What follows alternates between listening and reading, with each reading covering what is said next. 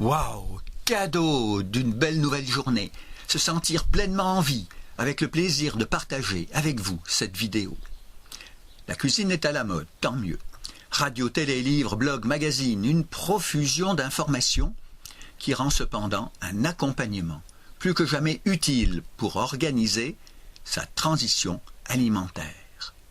Devenir libre, autonome, devient possible avec un parcours permettant de passer d'une alimentation subie à une alimentation choisie. De nouveaux réflexes de vie saine et joyeuse au plus proche du respect du vivant. Un stage comporte le risque de ne pas être suivi d'effet, d'où le rétroplanning de synthèse permettant à chacun de déterminer les étapes concrètes pour une mise en œuvre progressive et réaliste dès le retour chez soi.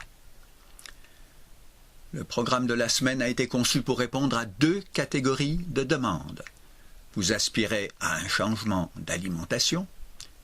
Vous pratiquez, mais souhaitez avoir une vue d'ensemble, démarches, mécanismes, ingrédients et techniques de base. Méfiez-vous des pièges. Et voici 3.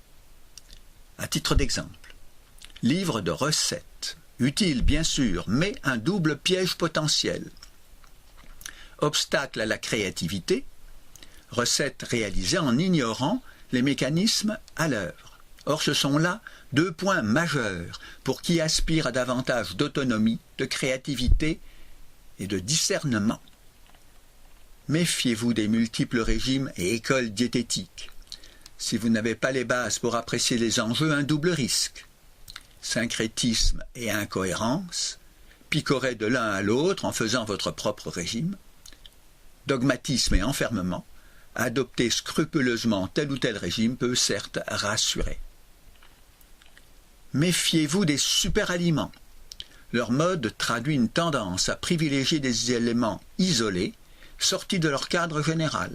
C'est le réductionnisme, qui s'oppose à une vision globale, la seule qui permette d'approcher le vivant.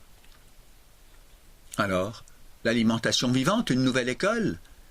Bien au contraire, c'est une source d'inspiration. Respectant vos choix personnels et vos obligations, vous permettant d'évoluer au fil du temps selon votre ressenti, vos contraintes et vos convictions, d'où la diversité des définitions.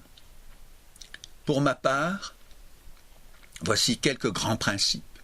Le vivant transmet la vie, approche globale, la diversité, le végétal, la place du cru, approche flexitarienne, cuisine sauvage, cuisson douce, conserves écologiques.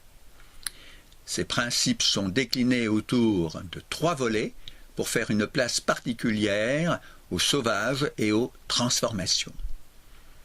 À bien vite, j'espère.